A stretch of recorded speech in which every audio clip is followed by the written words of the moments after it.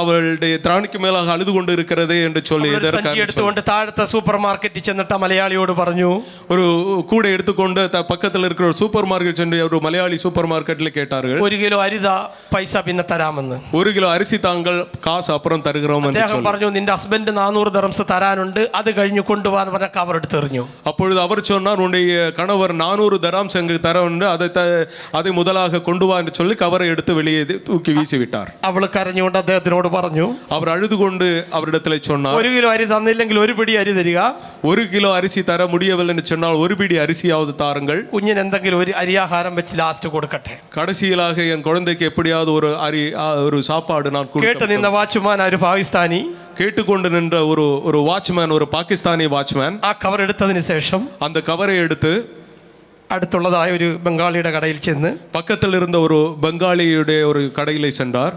അവരോട് പറഞ്ഞു, அவரோடு சொன்னார், ഇവർക്ക് ആവശ്യമുള്ള സാധനം കൊടുക്ക്, இவர்களுக்கு தேவையான பொருட்களை கொடுங்கள், അവർ തന്നില്ല എങ്കിൽ ഞാൻ തരാം, அவர் தரவில்லை என்று சொன்னால் நான் கொடுக்கிறேன், ആ കുടുംബത്തെ എനിക്കറിയാം, அந்த കുടുംബத்துக்கு எனக்கு தெரியும், അതുകൊണ്ട് പ്രശ്നമില്ല എന്ന് പറഞ്ഞു. ஆகவே ஒரு பிரச்சனையும் இல்லை என்று சொன்னார். കിട്ടിയ അരിയുമായി അവൾ വീട്ടിലേക്ക് വന്നു. அந்த அரிசியுமாக நாங்கள் வீட்டிலே എന്റെ കുഞ്ഞിന് അവസാനമായിട്ട് അവൾ അരി വെച്ച് കൊടുക്കുകയാ. அந்த குழந்தைக்கு அவர் கடைசியாக அந்த சாப்பாடு வச்சு கொடுத்தாங்க. അത് കൊടുക്കും തോറും അവൻ ഒമിറ്റ് ചെയ്യാൻ തുടങ്ങി. அது சாப்பிட்ட பொழுது அந்த குழந்தை வாமிட் பண்ண தொடங்கி. മുന്നോട്ട് പോകാൻ ദിവസങ്ങളില്ല. അവന്റെ ജീവിതത്തിന്റെ അവസാന ദിവസങ്ങൾ എണ്ണി എണ്ണி ഞങ്ങൾ ആ റൂമിൽ കഴിയുക. அவன் முன்பாக செல்கிறதுக்கு டைம் இல்லை. அது கடைசி நிமிஷத்தை நினைத்து நினைத்து நாங்கள் கடந்து போய் கொண்டிருந்தோம். ഈ സമയത്ത് എനിക്ക് ഇനി മുന്നോട്ട് ഒരു മാർഗവും ഇല്ലാതെ ഞാൻ എന്തെന്നറിയാതെ ഞാനും വൈഫും മാത്രം കുഞ്ഞുമായിട്ടിരുന്ന് പ്രാർത്ഥിക്കാൻ തുടങ്ങി. இந்த நேரங்களிலே எனக்கு என்ன செய்ய வேண்டும் என்று தெரியாமல் நானும் என்னுடைய மனைவியும் அந்த ரூமிலே ஜெபித்து கொண்டிருந்தோம். ആ സമയത്ത് എന്നെ ദുബൈയിൽ നിന്ന് ഒരു ബ്രദർ വിളിച്ചു. அந்த நேரத்திலே துபாயில் இருந்த ஒரு சகோதரர் என்னை கூப்பிட்டார். അദ്ദേഹത്തിന്റെ പേര് പ്രകാശ് വിജയ്. அவருடைய பேர் பிரகாஷ் விஜய். അദ്ദേഹം ഒരു തമിഴ് പാസ്റ്ററാണ്. அந்த ஆள் ஒரு தமிழ் பாஸ்டர். അദ്ദേഹം വിളിച്ചിട്ട് ചോദിക്കുന്ന ആദ്യം നിന്റെ അക്കൗണ്ട് നമ്പർ എനിക്ക് ഇട്ടു തരാൻ. அவர் என்னை கூப்பிட்டு விட்டு கேட்டார், உன்னுடைய அக்கவுண்ட் நம்பர் தர வேண்டும் என்று சொல்லி. ഞാൻ ചോദിച്ചു, എൻ്റെ ബുദ്ധിമുട്ട് അറിഞ്ഞോ സാർ? ഇപ്പോൾ അതെ, നിന്റെ വിവരങ്ങളെല്ലാം ഞാൻ അറിഞ്ഞു.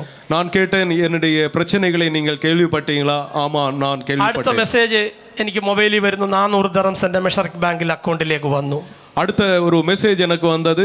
என்னுடைய மெஷ்ரக் பேங்க் அக்கவுண்டிலே 400 தராம்ஸ் வந்தது. ഞാൻ ഓടിച്ചെന്ന രാത്രിയിൽ അത് എടുത്തതിന് ശേഷം എൻ്റെ കുഞ്ഞിനൊരു നാനും മേടിച്ചുകൊണ്ട് ഓടി വരികയാ. நான் அதை எடுத்துக்கொண்டு ஓடி சென்று அந்த பைசை எடுத்து என் குழந்தைக்கு ஒரு நாணம் எடுத்துக்கொண்டு 5 ദിർഹം ചോദിച്ച വ്യക്തിയാണ് ഇന്ന് നിങ്ങളുടെ മുന്നിൽ നിൽക്കുന്നത്. இந்த ஆலயத்தின் முன்பாக நின்று கொண்டு 5 திராம்ஸ் தாருங்கள் என்று கேட்டுக்கொண்டிருந்த ஒரு நபர் தான் இங்கே நின்று கொண்டிருக்கிறேன். നിങ്ങൾ ഒരു 5 ദിർഹം തന്നാൽ 45 ദിർഹംസിന് എൻ്റെ ഒരു കുഞ്ഞിന് ഞാൻ മേടിച്ചു കൊടുക്കാമെന്ന് ചോദിച്ച വ്യക്തിയാണ് ഇന്ന് നിങ്ങളുടെ മധ്യേ നിൽക്കുന്നത്. நீங்க 5 திராம்ஸ் தந்தால் 45 திராம்ஸுக்கு ஒரு நான் வாங்கி கொடுப்பதற்காக என்னால் முடியும் என்று சொல்ல நபர் தான் நான் റോളായിൽ ഓണം റെസ്റ്റോറന്റ് ഉണ്ട്. നിങ്ങൾക്ക് അറിയുമോ എന്ന് എനിക്കറിയില്ല.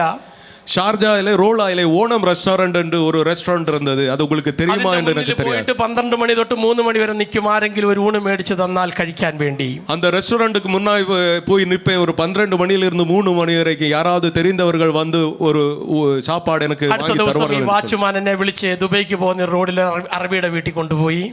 அடுத்த நாள் அந்த ஒரு வாட்ச்மேன் என்னை கூப்பிட்டு ஒரு துபாயில் ஒரு அரபியனுடைய வீட்டில் கூட்டி கொண்டு போனார்.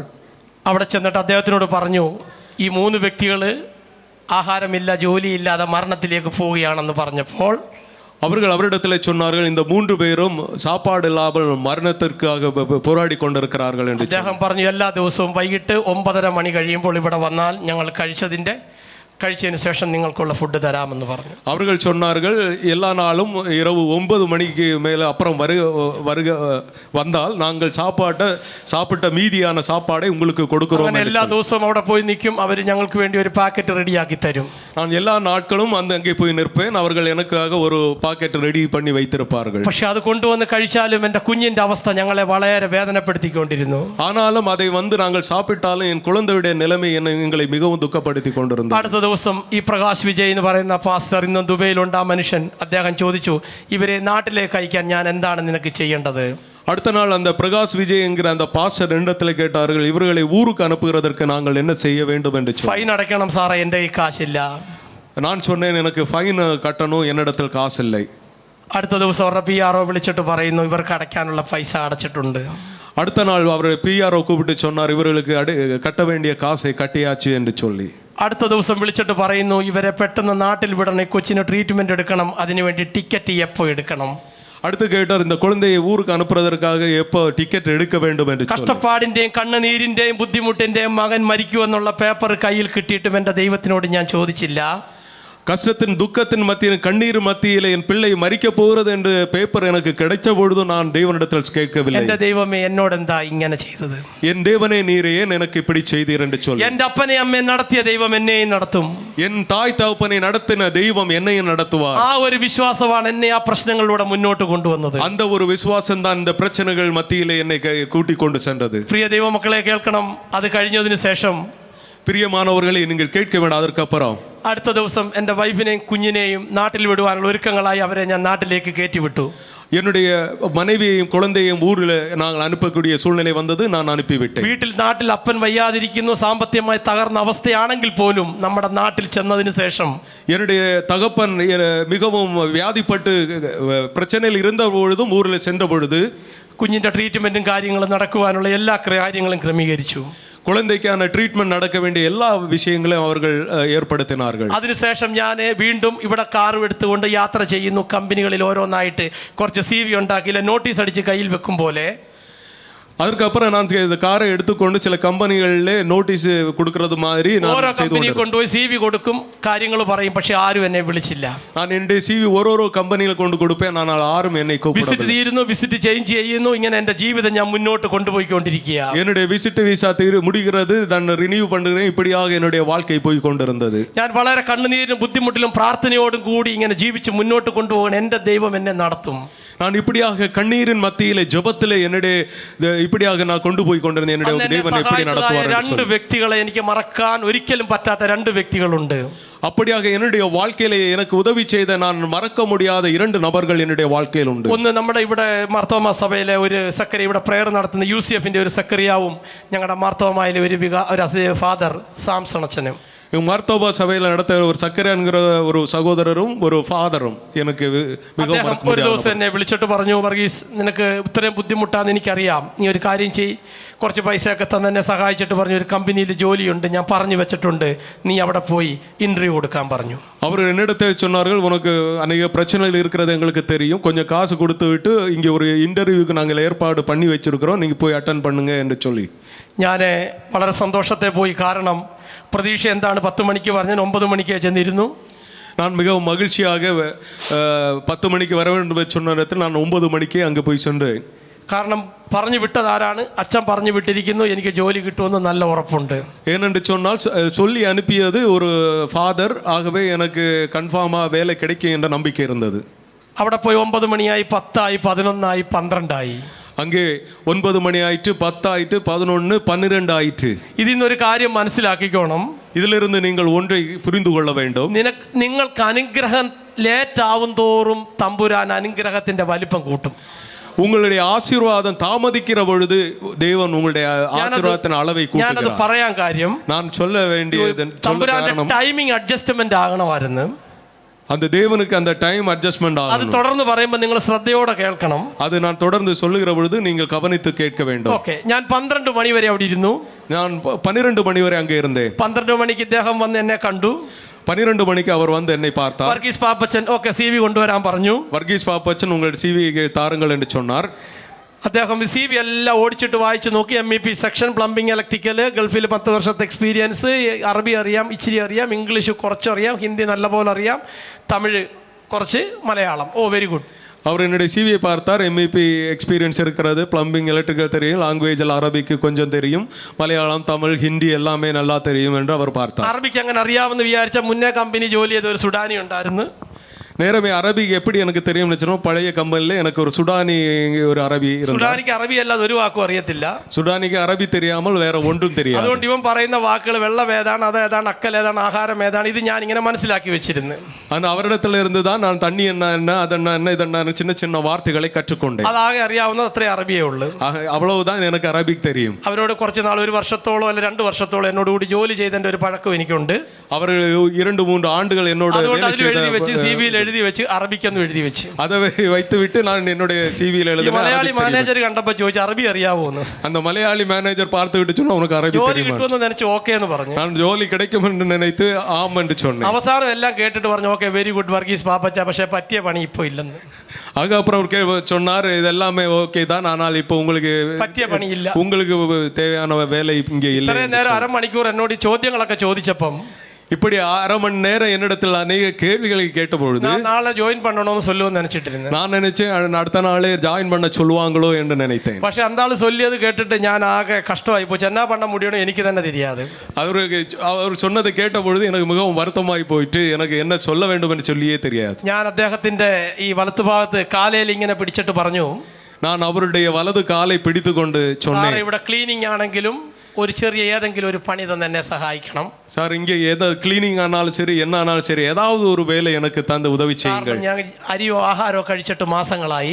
என்று சொன்னால் நான் அரிய ஆகாரம் சாப்பிட்டு அநேக மாதங்களாகிறது. എന്റെ ഒരു സിസ്റ്റർ തരുന്ന കോയിൻ മാത്രമാണ് എന്റെ കയ്യിലുള്ളത്. என்ன ஒரு தராம்ஸ் போலும் என்னிடத்தில் இல்லை. என்னுடைய ஒரு சகோதரி தந்த சிறிய காயின்ஸ் மட்டும்தான் என்கிட்ட இருக்கு. ആ മനുഷ്യനോട് ഞാൻ കരഞ്ഞു പറഞ്ഞു, എനിക്കൊരു ജോലി താ, ശമ്പളമല്ല പ്രശ്നം, ഒരു ജോലി എനിക്ക് താ, ഞാൻ ഇവിടെ എല്ലാ ജോലിയും ചെയ്യാം, ക്ലീനിങ് ചെയ്യാം, നിങ്ങൾക്ക് വേണ്ട എന്ത് പണിയും ചെയ്യാം, ഞാൻ ഏറ്റവും താഴ്ന്നു. നമ്മൾ എപ്പോഴും താഴുമ്പോൾ ദൈവം നമ്മളെ ഏറ്റവും അറ്റം ഉയർക്കും. நான் அவரிடத்துல சொன்னேன், எனக்கு ஏதாவது ஒரு கீழ் என்ன சின்ன வேலையா இருந்தாலும் சரி ஒண்ணுமில்லை, எனக்கு அந்த வேலை தாழ்கிற பொழுதுதான் ஆண்டவர் அதை உயர்த்துகிறவர். എന്റെ സാക്ഷ്യത്തിലൂടെ നിങ്ങൾ മനസ്സിലാക്കേണ്ട കാര്യത്തിന് വേണ്ടിയാണ് ഞാൻ തമിഴോടെ ചേർന്ന് പറഞ്ഞത്. നമ്മൾ താഴുമ്പോൾ, நான் என்னுடைய சாட்சியினூடாக உங்களுக்கு புரியறதுக்காகத்தான் நான் சில தமிழும் சேர்த்து சொல்கிறேன். நாம் தாழ்கிற பொழுது, നമ്മൾ എത്രയും താഴുമ്പോൾ, നമ്മൾ സ്വന്തമായിട്ട് ഇരിക്കുമ്പോൾ ദൈവം നമ്മളെ ഉയർത്തും. நாம் தாழ்மை உள்ளவர்களா எவ்வளவு தாழ்மை உள்ளவர்களா இருக்கிறோமோ அந்த அளவுக்கு தேவன் உயர்த்துவார். ഉയരുന്നോ ദൈവം നമ്മളെ താഴ്ത്തും. நாம் சொந்தமாக உயர்கிற வேண்டும் என்று சொன்னால் தெய்வம் நம்மை ദൈവ സന്നിധിയിൽ താഴ്ന്ന് പ്രാർത്ഥിക്കുന്ന എല്ലാവരെയും ദൈവം ഒരിക്കലും കൈവിടില്ല. தேவனுடைய அந்த சந்நிதியிலே உட்கார்ந்து தாழ்மையுடன் ஜெபிக்கிற ஒருவரை தேவன் கைவிடுவதில்லை. കാലയിലേക്ക് പിടിച്ചിട്ട് കാലയിൽ പിടിച്ചുകൊണ്ട് ചോദിക്കുന്ന ഒരു ജോലിക്ക് വേണ്ടി കരഞ്ഞുകൊണ്ട് ഞാൻ അദ്ദേഹത്തിനോട് ചോദിക്കുമ്പോൾ, நான் அந்த மேனேஜருடைய காலை பிடித்து கொண்டு அழுது கொண்டே நான் எனக்கு ஒரு வேலை கொடுங்கள் என்று கேட்கிற பொழுது അദ്ദേഹം എന്നോട് പറയുന്നു, നിനക്ക് പറ്റിയ പണിയില്ല, വരുമ്പോൾ ഞാൻ തരാമെന്ന്. அவர் சொன்னார், உனக்கு தேவையான வேலை இங்கே இல்லை, வருகிற பொழுது பார்க்கலாம் என்று சொல்லி. ഞാൻ ആ CV തിരിച്ചു മേടിച്ചു. ഞാൻ പറഞ്ഞു, ജോലി ഇല്ലെങ്കിൽ സാർ CV എനിക്ക് തന്നേക്ക്. അപ്പൊ പറഞ്ഞില്ല, CV ഇവിടെ ഇരിക്കട്ടെ, നീ ഇപ്പൊ തൽക്കാലം പൊയ്ക്കോ. நான் அவரிடத்தில் அந்த சிவியை கேட்டேன். ஆனால் அவர் சொன்னால், நோ, சிவி இங்கே இருக்கட்டும், இப்போதைக்கு நீ போ. ഞാൻ അവിടുന്ന് ഇറങ്ങി കോറിഡോർ വഴി അവിടെ വരെ നടന്നു പോകുമ്പോൾ എൻ്റെ കണ്ണുനീര് അവിടെ വീണതായിട്ടുണ്ട്. நான் அந்த கோரிடோராக நடந்து இப்படியாக போகிற பொழுது என்னுடைய கண்ணீர் அந்த தரையிலே விழுந்து നിന്റെ കണ്ണുനീർ മറ്റുള്ളവരുടെ മുന്നിൽ വീണിട്ടുണ്ടെങ്കിൽ അത് നിനക്ക് അനുഗ്രഹമാക്കി മാറ്റും. உன்னுடைய கண்ணீர் மற்ற ஆட்களுடைய மத்தியிலே விழுந்திருந்தால் அது உங்களுக்கு ஒரு ஆசீர்வாதம். അത് നിനക്ക് അനുഗ്രഹമാക്കി നിന്നെ അവിടെ മാനിക്കുന്ന ഒരു ദൈവമാണ് നമ്മുടെ ദൈവം. அதை ஆசீர்வதித்து உன்னை கனப்படுத்துகிற ஒரு தெய்வம் தான் நம்முடைய தெய்வம். ജീവിതം മുന്നോട്ട് എങ്ങനെയെന്ന് ചോദ്യചിഹ്നമായി മാറിയ അവസരങ്ങളിൽ, வாழ்க்கை முன்பாக எப்படி செல்லும் என்று ஒரு கேள்விக்குறியாக மாறின பொழுது, ഇനി എങ്ങനെ ജീവിക്കും, ആര് സഹായിക്കും, ഇവിടെ മരിക്കുമെന്ന് തീരുമാനമായ ദിവസങ്ങളിൽ, நாம் இனி எப்படி வாழப் போகிறோம், யார் உதவி செய்வார்கள் என்று சிந்தித்துக் கொண்டு வாழ்கிற நாட்கள், ദൈവം കൊണ്ടിരുത്തിയത് അങ്ങേയറ്റം വാലല്ല തലയാക്കി തീർത്തു. கடவுள் என்னை கொண்டு இருத்தியது அது வால் அல்ல தலையாக்கி மாற்றினார். കഥയല്ല, മറ്റൊരാളുടെ സംഭവമല്ല, இது ஒரு கதை அல்ல, வேற ஆளுடைய வாழ்க்கை. അനുഭവിച്ച ഒരു വ്യക്തി നേരിട്ട് നിങ്ങളോട് പറയുകയാണ്. நான் அனுபவித்துக் கொண்டிருக்கிற ஒரு நபர் தான் சொல்லிக் கொண்டிருக்கிறேன். ഞാൻ കരഞ്ഞ കണ്ണുനീരുമായിട്ട് നേരെ 12:30 മണിക്ക് എൻ്റെ കാറിൽ വന്നിരുന്നു. நான் அழுது கொண்டே 12:30 மணிக்கு என்னுடைய காரில் வந்து அமர்ந்தேன். ഞാൻ വളരെ വിഷമത്തിലിരിക്കുമ്പോൾ എൻ്റെ ഈ അമ്മയുടെ സഹോദരി അജുമാനുള്ള എന്നെ വിളിച്ചു. நான் இப்படி ரொம்ப துக்கத்தில் இருக்கிற பொழுது என் தாயினுடைய சகோதரி அஜ்மான்ல இருந்து என்னை கூப்பிட்டார். അവിടെ ഹസ്ബൻഡ് പർച്ചേസിങ് കഴിഞ്ഞു കൊണ്ടുവരുന്ന കോയിനുകളുടെ പാത്രത്തിൽ നിന്നും 1, 2, 3, 5 എടുത്ത് എനിക്ക് തരും. അവൾ എന്നോട് ചോദിക്കുന്നു, ജോലി കിട്ടിയില്ലയോ, എന്താ ഇതുവരെ വിളിക്കാഞ്ഞെന്ന്. அவர் தன்னுடைய கணவர் பர்ச்சேஸ் முடிஞ்சு வருது மீதி வருகிற காயின்ஸில் 1-2 காயின்ஸ் எடுத்துக்கொண்டு என்னிடத்தை தந்து கொண்டு கொடுப்போம், உங்களுக்கு என்ன வேலை எதுவும் கிடைக்கவில்லையா என்று. இதுவரையும் ஃபோன் அடிச்சிല്ലല്ലോ, 9:30 மணிக்கு வந்து உங்களுக்கு வந்து இன்டர்வியூ சொல்லி இருக்கு, இதுவரையுமாയിട്ട് நீ எனக்கு ஃபோன் அடிக்கல, வேலை கிடைச்சிല്ലെന്ന് എനിക്ക് தெரியும். அவர் சொன்னார், இதுவரைக்கும் நீ எனக்கு ஃபோன் பண்ணவில்லை, 9:30 மணிக்கு ஆயிட்டு, ஆனால் எனக்கு புரிந்து கொண்டே உனக்கு வேலை கிடைக்கவில்லை என்று சொன்னார். നീ അതുകൊണ്ട് ടെൻഷൻ എടുക്കണ്ട, നേരെ വീട്ടിലേക്ക് വാ, പക്ഷേ വരുമ്പോൾ ഇന്നലെ ഞാൻ തന്ന കോയിൻസ് നിന്റെ കയ്യിൽ ഇരിപ്പുണ്ടോ എന്ന് ചോദിച്ചു. ஆனால் அவர் சொன்ன, நீ டென்ஷன் அடிக்க வேண்டாம், என்னுடைய வீட்டில் வா, வருகிற பொழுது நான் தந்த காயின் உன்னிடத்தில் இருக்கிறதா என்று പറഞ്ഞു. നീ നേരത്തെ 5 തന്നു, അതിന് മുന്നേ 3 ഇருக்கு, എൻ്റെ എല്ലാം കൂടി ഇருக்கு. ഓക്കെ, എങ്കിൽ വരുന്ന വഴി KFC കയറിയിട്ട് ഒരു സ്നാക്സ് ബോക്സ് സ്പൈസി 11 ദിർഹംസിൻ്റെ പയ്യനക്ക് വാങ്ങിച്ചു വാ, ഞാൻ നിനക്ക് കാശ് തരാം. அப்போ வருகிற பொழுது அவர் சொன்னா, எனக்கு தெரியும் உன்னோட ஒரு 5, நான் சொன்னேன் ஒரு 5 தராம்ஸ் 3 தராம்ஸ் சேர்ந்து இருக்கு, ஒரு 11 தராம்ஸோட ஒரு ஸ்நாக்ஸ் பாக்ஸ் வாங்கி கொண்டு கேப்சில இருந்து வாங்கி கொண்டு வாங்க. அப்ப சமயம் 12:30 மணி. அப்பொழுது நேரம் 12:30 மணி. ഇന്റർവ്യൂ വിളിച്ചത് 9:30. ഇന്റർവ്യൂ கூப்பிட்டது 9:30 மணிக்கு. എന്നെ കൂപ്പിട്ട് ഇന്റർവ്യൂ കഴിഞ്ഞ് വരുമ്പോൾ 12:30. கூப்பிட்டு ഇന്റർവ്യൂ முடிச்சு வருகிற பொழுது 12. ടൈം ലേറ്റ് ആയത് എന്തിനാണെന്നുള്ളത് നിങ്ങൾ മനസ്സിലാക്കിക്കോണം. കറക്റ്റ് ആയിട്ട് ഞാൻ പറയാം.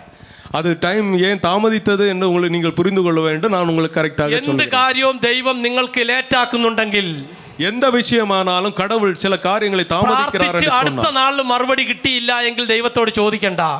நீங்கள் ஜெபித்த அடுத்த நாளே உங்களுக்கு பதில் வரவில்லை என்று சொன்னால் நீங்கள் தேவனிடத்தில் கேட்க നിനക്ക് கூடாது. വേണ്ടി ഒരുക്കുന്ന ദൈവം അതായത് അനുഗ്രഹം സമയമാകുമ്പോൾ നിന്നെ തന്നു മാനിക്കും. உனக்காக ஏற்படுத்துகிற தெய்வம் அந்தந்த நேரம் வருகிற பொழுது அதை உங்களுக்கு கொடுப்பார். 9 മണിക്ക് ഈ ഇന്റർവ്യൂ കഴിഞ്ഞിരുന്നെങ്കിൽ KFC തുറക്കത്തില്ല.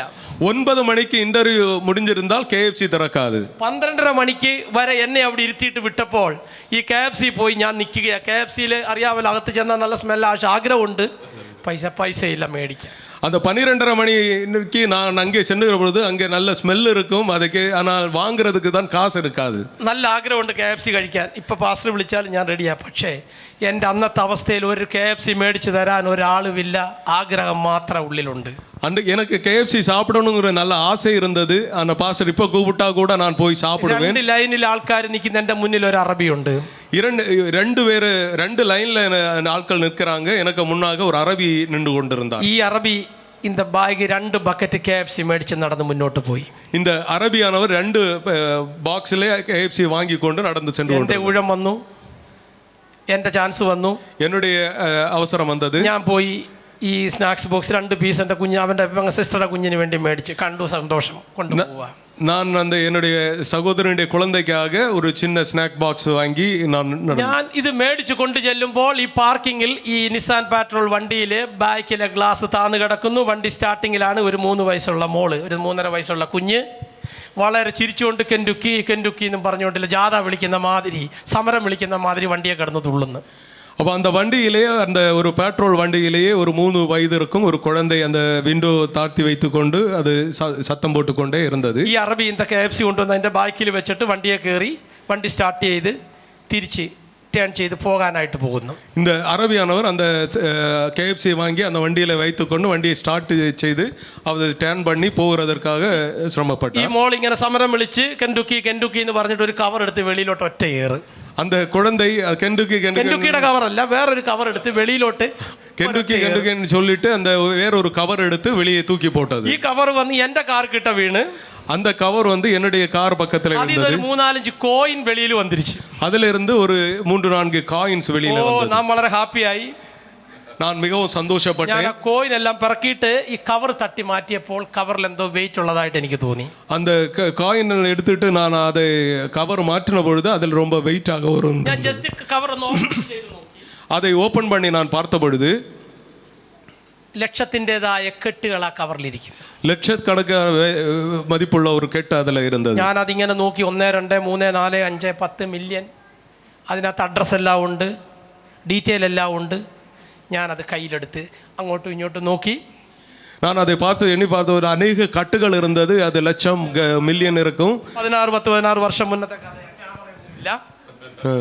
நான் 10-16 ஆண்டுகளுக்கு முன்பாக உள்ள கதையை சொல்லி கொண்டு இருக்கிறேன். 1 മണി സമയം നല്ല വെയിൽ, ചൂട്. 1 மணி நேரம், ஒரு மத்தியானம் 1 மணி நேரம் ரொம்ப வெயிலாக இருந்தது. വെയിലത്ത് ആരുമില്ല, എല്ലാവരും ഉള്ള ഇருக்கு, ആരുമേ പുറത്തില്ല. அந்த வெயில யாருமே வெளியில இல்லை. ഞാൻ ഈ കവർ എടുത്ത് പെതുക്കെ ഡോർ തുറന്ന് വണ്ടിക്കകത്ത് വെച്ച് நான் அந்த കവർ എടുത്ത് மெதுவாக டோரை திறந்து அந்த வண்டியில ലെഫ്റ്റ് സൈഡിൽ കയറി സ്റ്റിയറിംഗ് സീറ്റിൽ, നമ്മുടെ ഡ്രൈവിംഗ് സീറ്റിൽ ഇരുന്ന് நான் டிரைவர் சீட்ல அமர்ந்தேன். കയ്യിൽ இந்த കാശിനെ എടുത്ത് വെച്ച് നോക്കി. அந்த கையில அந்த காசை எடுத்து பார்த்தேன். கைகள் உயர்த்தி நான் மேலே பார்த்தேன். ബൈബിളിൽ ഇപ്രകാരം ഒരു വാക്യമുണ്ട്. வேதத்தில் இப்படியாக ஒரு வார்த்தை നീതിമാന്റെ இருக்கிறது. മക്കൾ അപ്പത്തിന് ഇരക്കത്തില്ല. நீதிமானுடைய பிள்ளைகள் அப்பத்துக்கு இறந்ததில்லை. പ്രാർത്ഥിക്കുന്ന മക്കളെ ദൈവം തള്ളത്തില്ല. ஜெபிக்கிற பிள்ளைகளை தேவன் ஒரு நாளும் தள்ளி விடுகிறதில்லை. സ്വർഗ്ഗത്തിന്റെ ഭണ്ഡാരം, வானத்தின் பலகணிகள், ജീവന്റെ മന്ന, ஜீவன் மன்னா, കിളിവാതിൽ തുറന്ന് வானத்தின் பலகணிகளை திறந்து താഴേക്ക് ഇട്ട് തന്ന് தாளை கீழே போட்டு தருவார். ദൈവമേ സ്തോത്രം, தெய்வமே நன்றி, നന്ദിയുള്ള ദൈവമേ, நன்றியுள்ள தெய்வமே, തന്ന പണത്തിനായി സ്തോത്രം. தந்ததற்காக நன்றி. തന്ന പണത്തിനായിട്ട് സ്തോത്രം. தந்த பணத்திற்காக നേരെ വണ്ടി വിട്ട് വീട്ടിൽ പോയി. நேராக சென்று வீட்டிலே போனேன். എടുത്തു വെച്ച് സ്തോത്രം ചെയ്ത് വാഴ്ത്തി. அதை ஸ்தோத்திரம் செய்தேன். സ്തോത്രം ചെയ്ത് വാഴ്ത്തി. എൻ്റെ ദൈവം എത്ര വലിയവൻ. ஸ்தோத்திரம் செய்து சொன்னேன், என்னுடைய கர்த்தர் எவ்வளவு பெரியவர், എൻ്റെ ദൈവം എത്ര നല്ലവൻ. என்னுடைய കണ്ണുനീരിന്റെ കാലത്തിലൂടെ എന്നെ കടത്തി വിട്ടു. கண்ணீரின் பாதையிலே தேவன் സഹനത്തിലൂടെ എന്നെ കടത്തി വിട്ടു. என்னுடைய பொறுமையோடு என்னை கடத்தி விட்டார். ദുഃഖത്തിന്റെയും പട്ടിണിയുടെയും കാലത്തിലൂടെ എന്നെ കടത്തി വിട്ടു. துக்கத்தும் பசியின் நாட்களோடு ഇതെല്ലാം എനിക്ക് തരാൻ വേണ്ടിയായിരുന്നു ഈ 1 മില്യൺ. ஒருவேளை இதெல்லாம் எனக்கு கிடைப்பதற்காக இருக்கலாம். എത്ര നല്ല ദൈവം അല്ലേ. எத்தனை நல்ல தெய்வம். നമ്മുടെ ദൈവം എത്ര നല്ലവനാ. நம்முடைய தெய்வம் எத்தனை நல்லவர். സ്തോത്രം. കണ്ണുനീര് കണ്ടാൽ മറികടന്നു പോകാത്ത ദൈവം. உன்னுடைய கண்ணீரை பார்க்கிற பொழுது கடந்து போகாத தெய்வம். അപ്പൻ പറഞ്ഞിട്ടുണ്ട് അന്യന്റെ മുതൽ വീട്ടിൽ കൊണ്ടുവരരുത്. என்னுடைய தகப்பன் சொல்லி இருக்கிறார், அடுத்த ஆளுகளுடைய பொருட்களை வீட்டில் கொண்டு வர അന്യന്റെ മുതൽ നീ വീട്ടിൽ കൊണ്ടുവന്നാൽ അത് കണ്ണുനീരാണ്. அடுத்த ஆட்களுடைய பொருட்களை நீ வீட்டில் எடுத்து வந்தால் அது உனக்கு கண்ணீராய் மாறும். നിനക്ക് കിട്ടുന്ന പണമോ സാധനങ്ങളോ, உனக்கு கிடைக்கின்ற பணமோ பொருட்களோ നിനക്ക് സന്തോഷം പകർന്നാൽ, உனக்கு மகிழ்ச்சியை தருகிறதா இருந்தால், അതിന്റെ മറുസ്ഥലത്ത് அதன் മറുപക്കം കണ്ണുനീരോടിരിക്കുന്ന ഒരു മനസ്സുണ്ട്. கண்ணீரோடு காணப்படுகிற ஒரு അദ്ദേഹത്തിന്റെ ഒരു പ്രാർത്ഥനയുണ്ട്. ஒரு ஜெபம் இருக்கிறது. എന്ത് എന്റെ നഷ്ടപ്പെട്ട പൈസ, எனக்கு നഷ്ടപ്പെട്ട എനിക്ക് നഷ്ടപ്പെട്ട സാധനം, எனக்கு നഷ്ടപ്പെട്ട പൊരുൾ, അത് കണ്ണുനീരായിട്ട് എന്റെ വീട്ടിലേക്ക് വരും. அது കണ്ണീരായി என்னுடைய കൊച്ചുനാളിൽ 5 രൂപ കിട്ടിയപ്പോൾ, சில நாட்கள் 5 രൂപ கிடைத்த பொழுது, ആ റോഡിൽ എന്റെ അപ്പൻ അത് തിരിച്ചടുത്ത കോവിൽ പള്ളിയിൽ കൊണ്ടിട്ട ആളാണ് എന്റെ അപ്പൻ. ഇടിച്ച ആളാണ് എന്റെ അപ്പൻ. அந்த 5 ரூபாயை நேரே கோவிலிலே கொண்டு போட்ட ஆள் தான் என்னுடைய தகப்பன். ഞാൻ എന്ത് ചെയ്ത് പ്രിയ ദൈവമക്കളെ, ഈ പൈസയുമായിട്ട് ഈ വണ്ടിയുടെ പുറകിന് പോയി. நான் என்ன செய்தேன் பிள்ளைகளே, இந்த காசுடன் நான் அந்த வண்டியை നിസാൻ പെട്രോൾ വണ്ടിയിൽ കൊറോള കാർ ഫോളോ ചെയ്താൽ എങ്ങനെ ഇരിക്കും? நிசான் பெட்ரோல் வண்டி கொரோலா வண்டி ஃபாலோ பண்ணா எப்படி இருக்கும்? പഴയ ഒരു കാറിൽ ലൈറ്റ് അടിച്ചാൽ നിസാൻ പെട്രോളുകാരൻ നിർത്തുവോ? പഴയ ഒരു വണ്ടി ലൈറ്റ് അടിച്ചാൽ നിസാൻ പെട്രോൾ നിർത്തുവാங்களா? അപ്പൊ ഞങ്ങൾ രണ്ടുപേരും കൂടി ഇങ്ങനെ യാത്ര ചെയ്യാൻ തുടങ്ങി. അവിടെ എയർപോർട്ട് റോഡിലും. அப்படியாக நாங்கள் 2 பேரும் பிரயாணம் பண்ண தொடங்கின. എയർപോർട്ട് 1, 2, 3 ബ്രിഡ്ജ് കഴിയുന്നു. അദ്ദേഹം സ്പീഡ് ട്രാക്കിൽ പോകുന്നു. ഞാൻ ലൈറ്റ് അടിക്കുന്നു, ഹോൺ അടിക്കുന്നു. അദ്ദേഹം സെക്കൻഡ് ട്രാക്കിലേക്ക് മാറുന്നു. நான் இப்படியாக 1, 2 ட்ராக் மாறி மாறி நான் ஸ்பீடு கூட்டுவோம், அவங்க ட்ராக் மாறி மாறி போவோம். ലൈറ്റ് അടിക്കുന്നു, അദ്ദേഹം വീണ്ടും 1ാം ട്രാക്കിലേക്ക് വരുന്നു. நான் லைட் அடிக்கிறேன், அவர் மீண்டும் ட்ராக் மாறி அடுத்த ഞാൻ 1ാം ട്രാക്കിൽ ലൈറ്റ് അടിക്കുന്നു, അദ്ദേഹം 3rd ട്രാക്കിലേക്ക് പോകുന്നു. நான் 1வது ട്രാക്കിലെ ലൈറ്റ് അടിக்கிற பொழுது அவர் 3வது ട്രാക്കിൽ പോകും. എയർപോർട്ട് റോഡിന്റെ ബ്രിഡ്ജ്, എയർപോർട്ട് ബ്രിഡ്ജിന്റെ അവിടുന്ന് റൈറ്റ് പോകും മുന്നേ അദ്ദേഹം വണ്ടി സ്റ്റോപ്പ് ചെയ്തു. அவர் ஏர்போர்ட் பிரிட்ஜில் இருந்து ரைட் எடுக்கிறதுக்கு முன்னாக அவருடைய வண்டியை நிறுத்தினார். அவர் என்னிடத்தை கேட்டா, இந்த பைத்தியக்காரனுக்கு என்ன பிரச்சனை அப்படின்ட்டு. വണ്ടി എടുത്ത് നിർത്തിയിട്ട് ഇറങ്ങി എന്റെ നേരെ കന്തൂറായി ഒക്കെ പിടിച്ച് ഓടി വരുന്നു. அவர் வண்டியை நிறுத்தி விட்டு கந்தூராய் பிடித்து கொண்டு ஓடி என்னுடைய பக்கத்திலே வந்தார். വരുന്ന വരവ് നിങ്ങൾക്കറിയായിരിക്കുമല്ലോ എന്തായിരിക്കും. வருகிற பொழுது உங்களுக்கு தெரியும் இல்லை என்ன மூடல வருகிறார் என்று சொல்லி. ഒരു വലിയ നിസാൻ പെട്രോളിൽ ഒരു 10 കിലോമീറ്റർ ലൈറ്റ് അടിച്ച് പൈത്യമാക്കിയിട്ട് அந்த 10 கிலோமீட்டர் ஒரு நிசான் பெட்ரோல் என்ன எப்படி வரும், எதுக்கு ஹாய் தரானோ ஷேக் ஹேண்ட் தரானோ சுகமானோ கேட்கறதுக்கா வருது. அவர் வாரது எதற்காக வருகிறார்? எனக்கு ஹேண்ட் ஷேக் தருகிறதுக்காகவா இல்லை நல்லா இருக்கீங்களா விசாரிக்கவா வருவாங்க? ഞാൻ പെട്ടെന്ന് തന്നെ സകല ബുദ്ധിയെയും കവിയുന്ന ദൈവസമാധാനം വെളിപ്പെടുത്തി அந்த കാശ് എടുത്ത് കയ്യിൽ വെച്ച് പിടിച്ചിട്ട് நான் உடனே என்ன சொன்ன, தேவனுடைய கிருபையினால ஞானத்தினாலே அந்த காசை கையில தூக்கி கொண்டு அவருக்கு முன்னாடி நின்றேன். அந்த ആള് ഓടി എനിക്കിட்ட വന്നിട്ട് ചോദിച്ചു, എന്തിനു നീ ലൈറ്റ് അടിച്ച്? ഞാൻ പറഞ്ഞു, ഇത് നിന്റെ പൈസ. அவர் ஓடி வந்து என்னிடத்துல கேட்டா, எதற்கு நீ லைட்டை அடித்தா? இது நான் சொன்னேன் உங்களுடைய காசு. വിറച്ചു വരുന്ന ആൾക്ക് മുന്നാടി இந்த പൈസ എടുത്ത് മുന്നമേ പിടിച്ചിട്ടിരിക്കുന്നു. அவர் ஓடி வந்து என்னிடத்துல வருகிற பொழுது மிகவும் கோபமா வருகிறவர்கிட்ட நான் என்ன செஞ்சேன், அந்த காசை தூக்கி பிடித்து கொண்டு வச்சிருந்தேன். കാശ് നോക്കി ആള് തിരിച്ചോടി വണ്ടിയിൽ പോയി കാശ് നോക്കി, കാശില്ല. அவர் காசை பார்த்து அவர் வண்டியிலே ஓடி சென்று பார்த்தார், வண்டியிலே காசு. பொண்ணினோடு யோசிக்கிறது, മോളെ പണം എங்கே? அவர் குழந்தை எடுத்து கேட்டார், பணம் எங்கே போச்சு? பொண்ணு പറയുന്ന മറുപടിയാണ് ഏറ്റവും ഇഷ്ടം, അപ്പ എനിക്ക് കെണ്ടുക്കി தான் வேணும், മറ്റേതെടുത്ത് ഞാൻ കളഞ്ഞു. அவர் கொடுத்த பதில் தான் ஆச்சரியம், எனக்கு கெண்டுக்கி தான் வேணும், அந்த பணத்தை நான் தூர வீசினேன். நீ பணம் எடுத்து எவ்வளவு കളഞ്ഞ? அது ഞാൻ அந்த கெண்டுக்கி ஷாப் முன்னாடி எறிஞ்சாச்சு. அந்த குழந்தை சொல்லிச்சு, நான் அந்த கெண்டுக்கி ஷாப் முன்னாடி நான் காசை வீசி விட்டேன் என்று சொல்லி. என்ன பண்ணிட்டு இருந்தேன்? அது என்ன செய்தீங்கன்னு തിരിച്ചെന്റെ അടുത്ത് വന്ന് ഞാൻ ഈ പൈസ കൊടുത്തിട്ട് ഞാൻ പറഞ്ഞു എണ്ണി നോക്കാൻ. அதை நான் திருப்பி அவரிடத்தை கொடுத்து கொண்டு சொன்னேன், நீங்கள் எண்ணி பாருங்கள் என்று சொல்லி. നോ, ഞാൻ എണ്ണി നോക്കുന്നില്ല. അദ്ദേഹം ആ കാശ് മേടിച്ച് വണ്ടിയിൽ വെച്ചതിന് ശേഷം அவர் அந்த காசை வாங்கி கொண்டு அவர் வண்டியில் வைத்து விட்டு அவர் சொன்னார். എന്നോട് ചോദിക്കുന്ന ഒരു ചോദ്യമുണ്ട്, നീ മനുഷ്യനാണോ ദൈവമാണോ? அவன் என்னோடு கேட்டான், கேட்ட ஒரு கேள்வி உண்டு, நீ மனிதனா இல்லை தெய்வமா? ഇത്രയും ദൂരം ഈ പൈസ ആരും കാണാത്ത കാശ് എടുത്തുകൊണ്ട് എന്നെ ഫോളോ ചെയ്ത് എന്റെ കയ്യിൽ കൊണ്ട് തന്ന നീ ഒരു മനുഷ്യനോ ദൈവമോ? നീ ആര്? இவ்வளவு தூரம் இந்த காசை எடுத்துக்கொண்டு என்னை ஃபாலோ பண்ணி வந்த நீ ஒரு மனுஷனா இல்லை தெய்வமா? ഞാൻ പറഞ്ഞു, ഞാൻ ഒരു മനുഷ്യനാണ്, ഒരു സാധാ മനുഷ്യനാണ്. நான் சொன்னேன், நான் ஒரு மனிதன், சாதாரண ஒரு மனிதன். എനിക്ക് ഉങ്ങളുടെ പൈസ എനിക്ക് വേണ്ട, നിങ്ങളുടെ പൈസ എനിക്ക് വേണ്ട, எனக்கு உங்களுடைய காசு எனக்கு தேவையில்லை. അതുകൊണ്ട് ഞാൻ വന്നതാണ്. ഇത് നിങ്ങൾ എണ്ണി നോക്കി മേടിച്ച് നിങ്ങൾ പൊയ്ക്കോളൂ. ஆகவே தான் நான் கொண்டு வந்தேன், இதை நீங்கள் எண்ணி பார்த்து வாங்கி கொண்டு செல்லுங்கள். ഞാൻ വളരെ സന്തോഷമായിട്ട് ഈ പൈസ അദ്ദേഹത്തിന് കൊടുത്തു. நான் மிக மகிழ்ச்சியாக அந்த ഈ காசை പൈസ അദ്ദേഹം എന്നെ കെട്ടിപ്പിടിച്ചുകൊണ്ട് ചോദിക്കുന്നു, നീ ആര്? நான் அவர் என்னை നീ கட்டி എന്നാ பிடித்து പണിട്ട് இருக்கீங்க? நீ யார், நீ என்ன செய்து கொண்டு இருக்கிறாய்? ഞാൻ പറഞ്ഞു, അർബാബ്, എനിക്കൊരു ജോലിയില്ല, ഞാൻ ആഹാരം കഴിച്ചിട്ട് മാസങ്ങളായി, എൻ്റെ കയ്യിൽ തിരിച്ചു പോകാൻ പെട്രോൾ അടിക്കാൻ എൻ്റെ കയ്യിൽ കോയിനില്ല, ഞാൻ 2, 5, 3 ദറംസിനാണ് കോയിൻ അടിക്കുന്നത്, എൻ്റെ കാറെ സംബന്ധിച്ച് എപ്പോഴും പെട്രോളിൻ്റെ ലൈറ്റ് കത്തി തന്നെ കിടക്കും. நான் அவரிடத்தில் சொன்னேன், நான் சாப்பிட்ட அநேக நாட்களாச்சு, எனக்கு வேலை கிடையாது, எனக்கு காரில் பெட்ரோல் அடிக்கிறதுக்கு கூட காசு கிடையாது, 2, 3 தரம் காயின்ஸ் மட்டும்தான் என்னிடத்தில் இருக்கிறது என்று சொல்லி ഞാൻ വളരെ ദുഃഖിതനായിട്ട് അദ്ദേഹത്തിനോട് പറഞ്ഞു, എനിക്കൊരു ചെറിയ ജോലി തന്നാൽ മതി, ഞാൻ നിങ്ങളുടെ വീട്ടിൽ അപ്പായുണ്ടോ, അപ്പായെ എടുത്ത് നടത്തണോ, അപ്പായെ ഹെൽപ്പ് ചെയ്യണോ, വീട്ടിൽ വണ്ടി കഴുകണോ, വീട്ടിൽ ആവശ്യമുള്ള എന്ത് ജോലിയും ചെയ്യാം, എനിക്കൊരു വേല തരണം. நான் அவரிடத்தில் சொன்னேன், எனக்கு ஏதாவது வேலை கொடுங்கள், வீட்டில் ஏதாவது க்ளீன் பண்ணணுமா, உங்களுடைய தகப்பனாரை பார்க்க வேண்டுமா, குளிப்பாட்ட வேண்டுமா, என்ன வேண்டும், ஒரு சின்ன வேலையை கொடுங்கள் என்று சொல்லி അദ്ദേഹം എന്നോട് പറഞ്ഞു, നിനക്ക് പറ്റിയ വേലയൊന്നും എൻ്റെ വീട്ടിലില്ല. அவர் என்னிடத்தில் சொன்னார், உனக்கு தேவையான வேலை നിനക്ക് என்னிடத்தில் അമ്മയുണ്ടോ? உனக்கு தாய் உண்டா? അമ്മയെ നോക്കുന്നുണ്ടോ? தாயை பார்க்கிறீங்களா? അപ്പനുണ്ടോ? സഹോദരങ്ങളുണ്ടോ? உனக்கு சகோதரர்கள் இருக்கிறார்களா? ഇവരെല്ലാം നീ നോക്കുന്നുണ്ടോ എന്ന് ചോദിച്ചപ്പോൾ இவர்களை நீ பார்க்கிறாயா என்று கேட்டபொழுது ഞാൻ പറഞ്ഞു, എനിക്ക് ജീവിക്കാനും കഴിക്കാനും ആഹാരമില്ലാത്ത ഞാൻ എങ്ങനെ എൻ്റെ അപ്പനെയും അമ്മയെ സഹോദരങ്ങളെ നോക്കും? எனக்கு வாழ்கிறதற்கு எனக்கே வழி இல்லாமல் நான் கஷ்டப்படுகிற பொழுது எப்படி என் தாய் தகப்பன் சகோதரர்களை என்னால் ഒരു பார்க்க? നേരത്തെ ആഹാരമില്ലാത്ത എനിക്ക് എൻ്റെ അമ്മയ്ക്ക് ഒരു നേരത്തെ ആഹാരം കൊടുക്കാൻ എനിക്ക് മാർഗമില്ല അർബാബ്.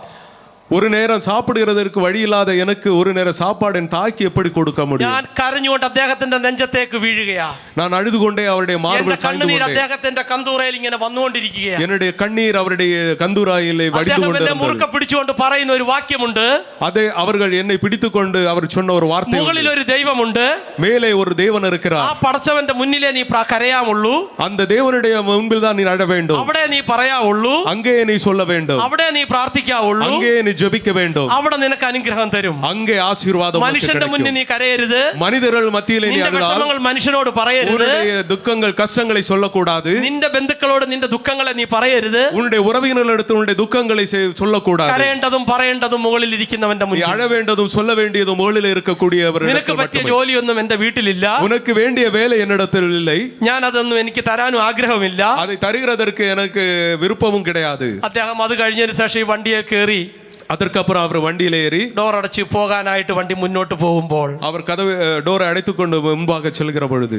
കണ്ണുനീരോടെ ഞാൻ പ്രാർത്ഥിച്ചു, വീണ്ടും ഒരു വഴി തുറക്കുന്നില്ലല്ലോ ദൈവമേന്ന്. அழுது கொண்டே நான் ஜெபித்தேன், இன்னும் மீண்டும் எனக்கு ஒரு வழி திறக்கவில்லையே என்று എങ്ങനെ ഞാൻ തിരിച്ചു പോകും? എൻ്റെ വണ്ടി ഓഫായാൽ എൻ്റെ കയ്യിൽ 2-3 ദറംസ് ഇനി മിച്ചം ഇருக்கு. நான் எப்படி திருப்பி போவேன்? என்னுடைய வழியில என் வண்டி நின்று போனால் என்னிடத்தில் 2-3 தரம்ஸ் தான் இருக்கு. 3-4 ദറംസ് അടിച്ച് പെട്രോൾ അടിക്കുന്നവന്റെ അവസ്ഥ നിങ്ങളൊന്ന് ചെക്ക് ചെയ്തു. 3-4 தரம்ஸுக்கு பெட்ரோல் போடுகிற ஒரு நிலைமையை நீங்கள் சற்று யோசித்து பாருங்கள். അദ്ദേഹം കാറിൽ കയറി ഗ്ലാസ് താത്തിട്ട് ഒരു നമ്പർ എഴുതി എനിക്ക് തന്നു. സ്തോത്രം. அவர் வண்டியில் ஏறி ஜன்னல் கதவை விண்டோ கீழே இறக்கி விட்டு ஒரு நம்பர் എനിക്ക് എഴുതി തന്നു. രാവിലെ 9 മണിയാകുമ്പോൾ ഫോൺ ചെയ്യാൻ പറഞ്ഞു. സ്തോത്രം. காலையில 9 மணிக்கு ஃபோன் பண்ணுங்கள் என்று சொன்னார். ഞാൻ വളരെ സന്തോഷത്തെ തിരിച്ച് വീട്ടിലേക്ക് പോയി. நான் மிகவும் மகிழ்ச்சியுடன் வீட்டிலே திரும்பி சென்றேன். അപ്പനും അമ്മയും എന്ത് കാര്യം ചെയ്യുമ്പോഴും പ്രാർത്ഥനയാണ് വീട്ടിൽ പണ്ട് മുതലേ നടക്കുന്നത്. என்னுடைய தாயின் தகப்பன் என்ன காரியங்கள் செய்தாலும் முதலில் ஜெபிப்பார்கள். சாப்பாடு കഴിക്കും മുന്നേ പ്രാർത്ഥന, சாப்பிடுறதுக்கு முன்னாடி ஜெபிப்பார்கள். ഒരു വഴിക്ക് പോകും മുന്നേ പ്രാർത്ഥന, ஒரு வெளியில போகிறதுக்கு முன்னாடி ഒരു തേങ്ങ കുഴിച്ചു വെക്കണേലും പ്രാർത്ഥന. எந்த விஷயமானாலும் அவர் അതിനാൽ ஜெபிப்பார். ഞാനും വീട്ടിൽ പോയിരുന്ന് ഇങ്ങനെ ഈ നമ്പർ എടുത്ത് വെച്ചിട്ട് പ്രാർത്ഥിക്കാൻ തുടങ്ങി. அதுபோல நானும் வீட்டிலே சென்று அந்த நம்பரை எடுத்து வைத்து ஜெபிக்க രാവിലെ 9 മണിയാകാൻ കാത്തിരുന്നു. காலையிலே 9 மணி வரை நான் காத்திருந்தேன். രാവിലെ 9 മണിക്ക് ഞാൻ ഫോൺ അടിച്ച് നമ്പർ എടുത്തു, കണ്ടുപിടിച്ചു, സ്തോത്രം ചെയ്തു. ദൈവമേ, അനുഗ്രഹത്തിൻ്റെതായ വാതിൽ എനിക്ക് തുറന്നു തരണമേ. நான் காலையில் 9 மணிக்கு அந்த நம்பரை எடுத்து வைத்து ஸ்தோத்திரம் சொல்லி ஆசீர்வாதத்தின் வழிகளை எனக்கு திறங்குங்கள் என்று சொல்லி ஜெபித்தேன். വളരെ പ്രതീക്ഷയോടെ സ്നേഹത്തോടെ തമ്പുരാന്റെ വാക്കുകൾ, യേശുവിന്റെ വാക്കുകളെല്ലാം ഓർത്ത് ചൊല്ലി ബൈബിൾ വായിച്ചിട്ട് ഞാൻ ഈ മനുഷ്യന് ഫോൺ ചെയ്തു. ரொம்ப எதிர்பார்ப்புகளுடன் ஆண்டவருடைய வாக்குத்தத்த வசனங்களை எல்லாம் சொல்லிக்கொண்டு நான் இந்த நபருக்கு ஃபோன் செய்தேன். അർബാബ്, ഞാനാണ് രാവിലെ വിളിക്കാൻ പറഞ്ഞല്ലോ എന്ന്. நான் சொன்னேன், அரபாவ், நான் என்ன காலையிலே கூப்பிட சொன்னீங்களே என்று சொல்லி. താ വാ പോലീസ് സ്റ്റേഷനിലോട്ട് വരാൻ. அவர் என்னை கூப்பிட்டார்கள், நீ நேரே போலீஸ் ஸ்டேஷன்ல வா. കട്ട് ചെയ്തു മൊബൈല്. ഫോൺ കട്ട് பண்ணிவிட்டேன். കാരണം എന്താ? காரணமா, കല്ലുവല്ലിയായിട്ട് നടക്കുന്ന ആള്, நான் கல்லுவலியாக കള്ള ടാക്സി ഓടുന്ന ആള്, கள்ள டாக்ஸி ஓட்டுகிறேன், കന്നം തേടാൻ കിടന്ന് ഓടുന്ന ആള്, நாங்க இங்கே ஓடுகிற மனுஷன். കട്ട് ചെയ്തു. ஃபோன் கட் பண்ணிவிட்டேன். തിരിച്ചു കൂപ്പിട്ട് ഫോൺ കട്ട് ചെയ്തത്. அவர் திருப்பி கூப்பிட்டார், ஏன் phone cut பண்ணீங்கன்ட்டு. Wrong number, Malish, ക്ഷമിച്ചേക്കാൻ പറഞ്ഞു. ராங் நம்பர் என்று சொன்னேன், என்ன மன்னித்து അറബിയിൽ விடுங்கள். തന്നെ പറഞ്ഞു, മാലിഷ് മാലിഷ്, ക്ഷമിച്ചേക്ക്, റോങ് നമ്പർ. വീണ്ടും കട്ട് ചെയ്ത്. அது நான் சொன்னேன், மன்னித்து விடுங்கள், wrong number. എന്തിനാ നീ കട്ട് ചെയ്ത്? ഞാൻ ഇവിടെ, നീ സ്റ്റേഷനിലോട്ട് വരാൻ പറഞ്ഞു. ഹെഡ് ക്വാർട്ടേഴ്സ് ഇവിടെ. அப்ப அவர் சொன்னார், இல்ல இல்ல, நீ எதுக்காக கட் பண்ண, நீ நேரே போலீஸ் ஹெட் குவார்ட்டர்ஸ்ல வா. ഹബീബി, അല്ല സാറേ, എന്റെ പൊന്ന് അറബാബേ, റോങ് നമ്പർ, ആ തെറ്റിപ്പോയി, നിങ്ങൾ വെക്ക്. ഒരു അബദ്ധം പറ്റി ഒരാൾ ഫോൺ അടിച്ചാ പിന്നെ എന്ത് സോറി പറഞ്ഞില്ലേ? நான் சொன்னேன், அரபா மன்னித்து விடுங்கள், நான் தெரியாமல் அடித்து விட்டேன், என்னை மன்னித்து விடுங்கள். നമ്മൾ റോങ് നമ്പർ വിളിച്ച് പറഞ്ഞാൽ, നമ്മൾ സോറി പറഞ്ഞാൽ ഓക്കെ ഓക്കെ, പിന്നെ അവർ എതുക്ക് ഫോൺ അടിച്ച് നീ ആര് എപ്പിടിന്ന് ചോദിക്കേണ്ട കാര്യമുണ്ടോ? என்னை மன்னித்து விடுங்கள் என்று சொன்ன பொழுது அவர் நம்மை ஏன் கேட்க வேண்டும் என்று சொல்லி அவர்களுக்கு ஏதாவது காரியம் അവർ പറഞ്ഞു, ഇന്നലെ നിന്നെ ഞാൻ കെൻഡുക്കിയിൽ വെച്ച് കണ്ട വ്യക്തിയാ, നീ ഇവിടെ വരാൻ പറഞ്ഞു. அவர் என்னிடத்தில் சொன்னால், நேத்தைக்கு நான் உன்னை ഞാൻ ചോദിച്ചു, അറബാബ് നിങ്ങളെയാണോ ഞാൻ കണ്ടത്? നീ വരാൻ പറഞ്ഞു, പെട്ടെന്ന് നീ ഇന്നടുത്ത് വരാൻ പറഞ്ഞു. அவரிடத்தில் சொன்னால், நான் உன்னை பார்த்தேன், நீ சீக்கிரம். പ്രാർത്ഥനയോടെ ഡ്രസ്സ് വിട്ട് സിവിയും എടുത്തുകൊണ്ട് നേരെ ഇവിടെ വന്നപ്പോൾ, அது ஜெபித்துக்கொண்டு நான் அப்படி என்னுடைய சீவியை எடுத்துக்கொண்டு இங்கே வந்தேன். അദ്ദേഹം പറഞ്ഞ പോലീസ് സ്റ്റേഷന്റെ മുന്നിൽ ഞാൻ ചെന്നപ്പോൾ 12:30 മണിക്ക് സകല അധികാരത്തിന്റെ ചിഹ്നങ്ങളുമുള്ള ഒരു ഉയർന്ന ഉദ്യോഗസ്ഥൻ റോഡിൽ എന്നെ കാത്തു നിൽക്കുകയാ. Praise the Lord. நான் அங்கே சென்ற பொழுது அநேக அதிகாரமுடைய ஒரு பெரிய ஒரு மனிதர் என்னையும் காத்து அந்த இடத்துல நின்று കണ്ടു കഴിഞ്ഞപ്പോൾ വീണ്ടും കരഞ്ഞ് അദ്ദേഹത്തിന്റെ നെഞ്ചത്തേക്ക് വീണു. ഇന്നലെ കണ്ട വ്യക്തിയാണോ നിങ്ങൾ? நான் அவரை பார்த்த பொழுது கண்ணீருடன் அவருடைய மார்பிலை சாய்ந்து கொண்டு சொன்னேன், நீங்கள் நேற்று பார்த்த ഡിപ്പാർട്ട്മെന്റിന്റെ ഉയർന്ന ഭാഗത്ത് ജോലി നോക്കുന്നതായ ഒരു വ്യക്തിത്വത്തിന്റെ മുന്നിൽ നിന്നുകൊണ്ട് കരയുകയാ. நான் ஷார்ஜாவிலே மிகவும் உயர்ந்த ஒரு பதவியில இருக்கிற ஒரு நபரை பார்த்து கொண்டு நான் அழுகிறேன். കെട്ടിപ്പിടിച്ചുകൊണ്ട് ആ സിവി മേടിച്ചുകൊണ്ട് നേരെ പോയി ഷാർജ പോലീസ് ഹെഡ് ക്വാർട്ടേഴ്സിൽ ഉയർന്ന ഉദ്യോഗസ്ഥനെ കണ്ടിട്ട് പറയുന്നു, എനിക്ക് ഇവനെ വേണം. அவர் என்னை கெட்டிப்பிடித்து விட்டு அந்த சீவை வாங்கி கொண்டு அங்கே மிக உயர்ந்த ஒரு அதிகாரி இடத்துல சொன்னார், இந்த நபர் எனக்கு வேண்டும் என்று. ഷാർജ പോലീസിൽ വർഗീസ് പാപ്പച്ചൻ ഒരു പോലീസ് ഓഫീസറായിട്ട് ജോലി ചെയ്യുന്നു. ஷார்ஜா போலீஸில் வர்கீஸ் பாப்பச்சன் ஒரு போலீஸாக வேலை செய்து கொண்டு இருக்கிறேன்.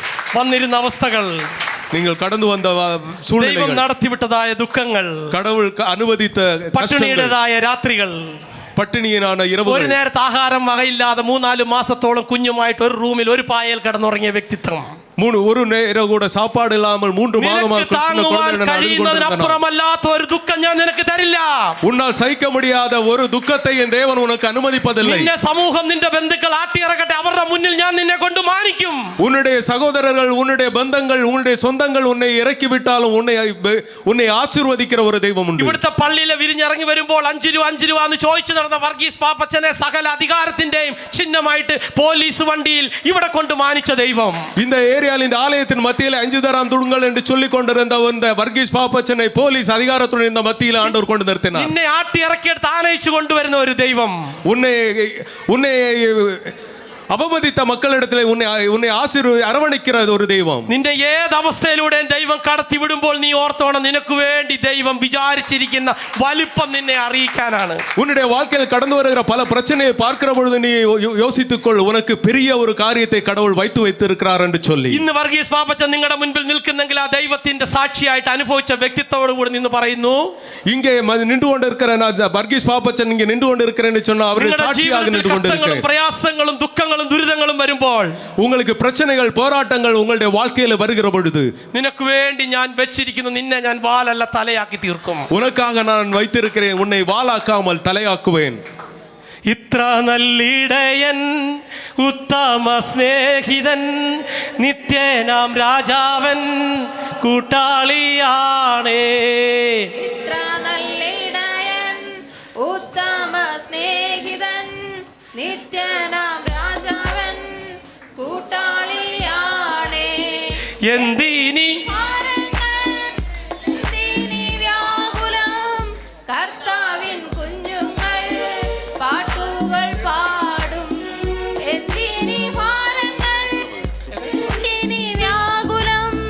കർത്താവേ